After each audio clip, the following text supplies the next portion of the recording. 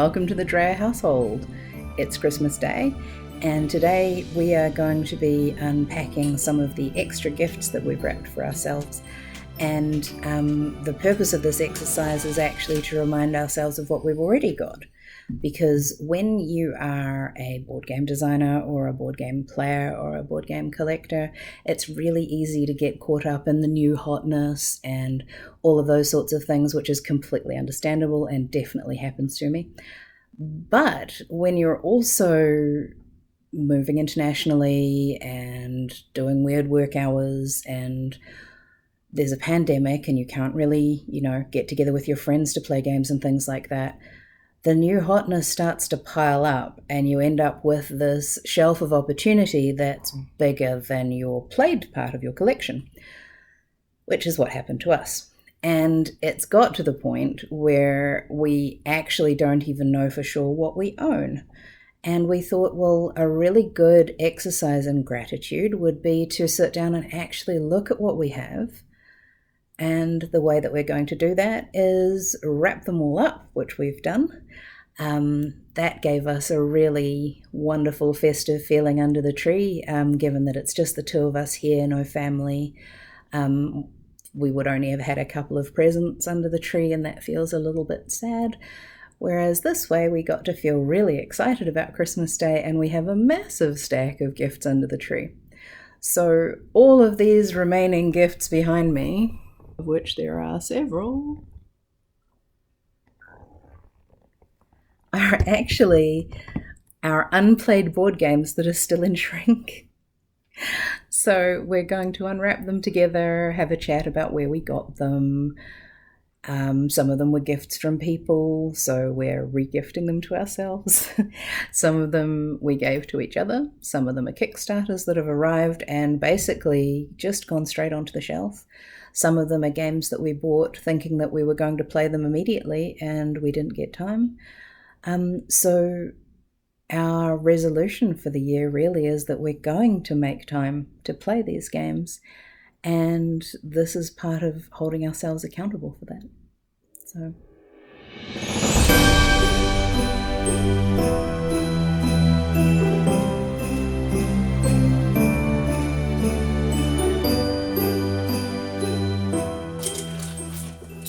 be here forever.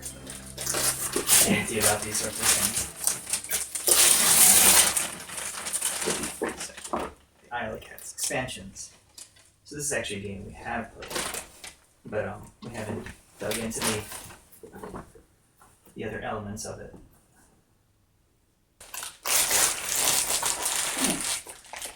Sequoia. So this is a 2 to 5 player 10-minute game, and you're trying to grow the tallest trees. That makes sense. Sequoia. So that goes in the we're going to play it soon. Only done a small box, so I'll do a small box. Yes. It is the same kind of feeling. So GPS. You launch stuff into space and pick the best satellite for each launch to get your birds in order. We'll find out. It's also 2 to 5 players, so cool. And only 10 minutes, which does seem to be a theme with their games. They being board game table stuff. Ah, that's how we have those. Okay.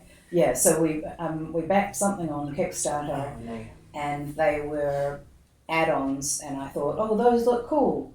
And I don't remember which thing it was that we backed that I added them to, but maybe it's in here as well. It will be in here as well. Okay, just gonna start with the one closest to me. It's got a little friend attached. So let's see what the little friend is.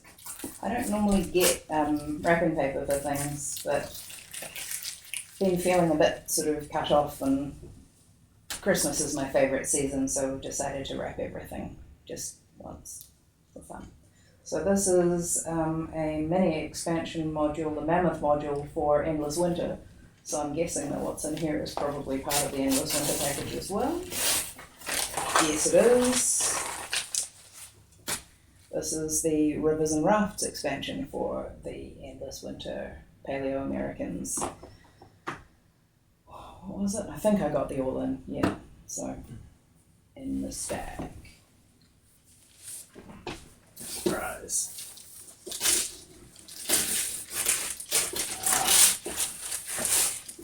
This is one we've had since before the move. Yes, there are a couple of games in there. Richard Garfield's Carnival of Monsters. And I do have a sordid past with magic, and so I'm always curious to see what new things he's built. So, You mean Magic? Magic the Gathering, Richard Yeah. Garfield. Yes, just being clear. Oh, yes. Just generally I saying. mean, that's true too, but it's another video. Yeah, exactly. That's a different yes. topic. I remain quite curious to see how that goes. All right. Yeah, one of the things we decided before our move was anything that was still in shrink at that point stayed in shrink so that it would travel more easily and we wouldn't lose things. And then it sat in a container for 6 months or so, and then it sat on a shelf since they arrived in February. So. And we made that decision before the move itself was delayed for quite a while due to COVID, so... Yeah. So some of these games we've had for 3 or more years, possibly even 4 years, and just not played yet. Very well. Adventure Hope. What did you call me?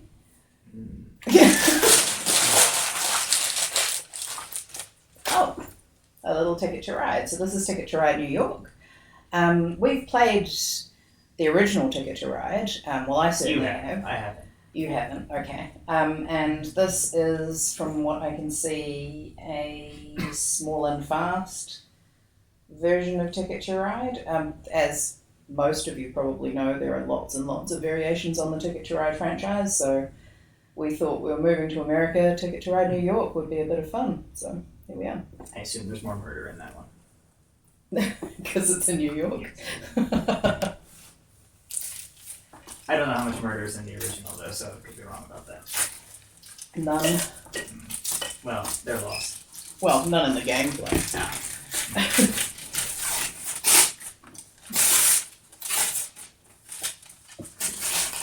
Retro. Ex Machina. So it seems like it's a card game of some form. I don't even remember this one coming in.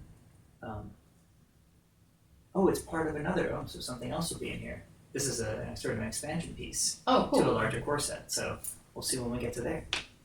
Awesome. Oh, my goodness. This one is You did sit yourself next to the. Well, I said the big games, but I've got a few. We've both got a few games. Yeah. By the way, the reason we're not sitting directly next to each other is because there's a dog here. Oh yes, tapestry. So, there we go. This is actually, as I mentioned in the intro, some of these are things that were gifted to us. And this one was gifted to us by my mother and stepfather, so Christine and Nick. Sorry, we haven't got to it yet. But it's 1 to 5 players, so we can play it on with just the 2 of us if we want.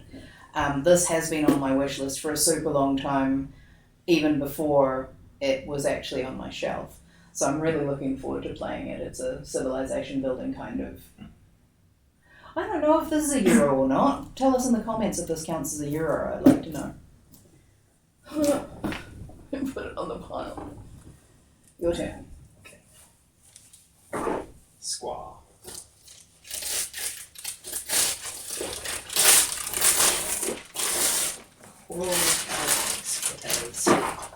Dice.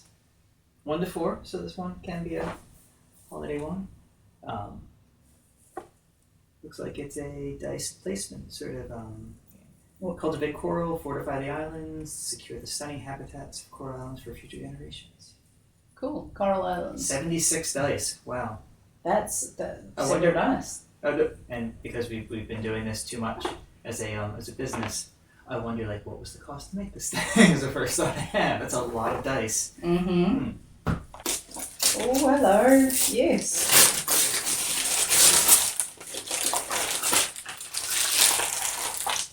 So this is one of the games that basically came sliding in just, as the door was closing, you know, in those movies where people go skidding in, this one got here just in time to be part of the Christmas parcel situation. This is Devoured, and I've been watching Craig working on this in the various board game groups, working on the artwork and so on, and this was a Game Crafter crowdfunded game. So we finished backing that back in, I think, May? Yeah, it feels like it was somewhere around May. I think so. So it was sort of an extra birthday present for George, because I thought that he would be really interested not just in the gameplay but in the artwork. Mm. So this game is still available on the Game Crafter should you wish to back it. We're particularly keen because it's an indie game by someone doing their own thing. So yeah, that's by John Forth and Craig Price. Devoured.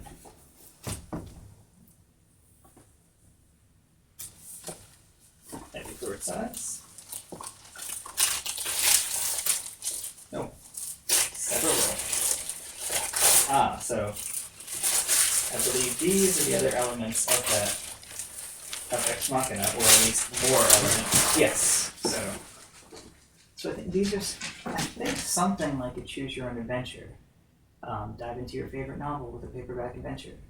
This is a solo word game where you battle villains and monsters from wildly different genres. Okay, so it's deck building and roguelike. Oh, I'm wrong entirely. Well, that seems interesting. So, core module, we've seen, retro future, piracy, can't go wrong with pirates. And this is called Plot Book. Yes, and I think something a little more fantasy. There's a dragon on the back and a damsel on the front. And these are all by Paige Turner. Yes. Lol. Okay. This is another one in a similar kind of vein. This is a set of 3 Wii games here. Don't Talk to Strangers, Let's Summon Demons, and Let's Dig for Treasure. So these are board games based on the art of Stephen Rhodes. You may have seen those interesting shirts with humorous captions on what look like, Nancy Drew, Hardy Boys, those types of artworks. So good times. I'm looking forward to playing these. I think this is going to be a lot of fun.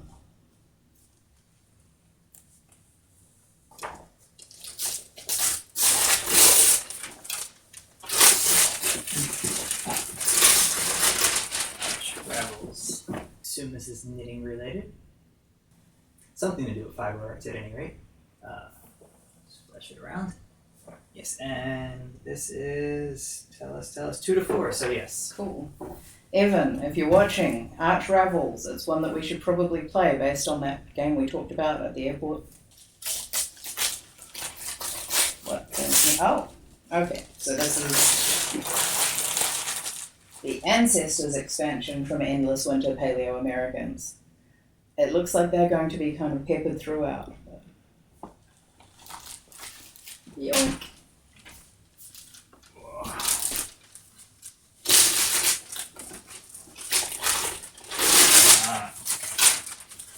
So this is stroganoff, not the food. That'd be a terrible thing to wrap. I don't know anything about this because the box, being very Kickstarter-y, has no indication, which I actually love. Because you're not going to put it on a retail shelf, why bother? And it's 1 to 4. So.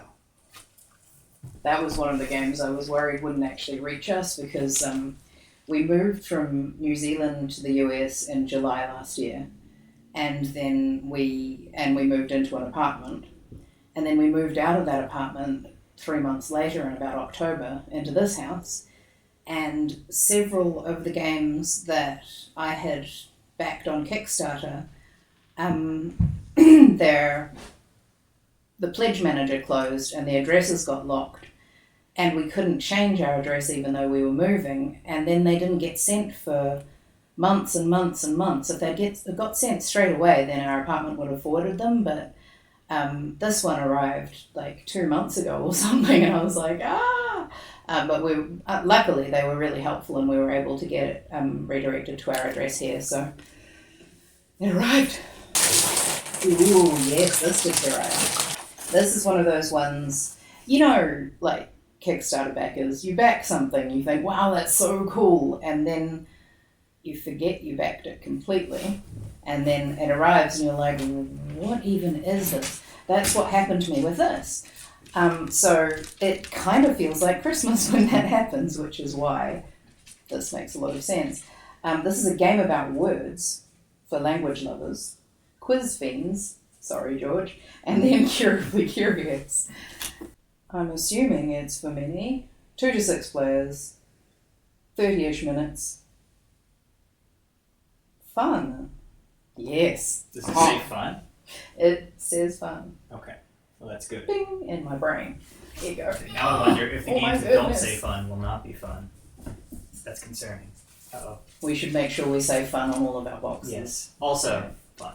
Yeah. Occasionally, fun. I wrapped half of these and I brought all of them upstairs from our basement lair, and I don't recognize half of them. Oh, Destiny. So, we wanted to give a game that is not just it's a board game, but it's a board game with a digital element, I believe, Mm-hmm. that incorporates in. We haven't had a chance to try it yet, but we want to dip our toes into that because it's not an area that I think we're familiar with. I don't think I've played anything else of that nature. Have you? No, I haven't. I was applying for a job with the company that makes these, Lucky Duck, and I was like, well, which of your games do you think I should start with if I want to get to know what's on your list? And Destiny's was suggested, and that made a lot of sense actually because it aligned with our interest in playing some of the hybrid type games. So. And I think it has a bit of a storytelling element as well, so that's another area to have a bit of a play with. I'm going to deal with a pet issue.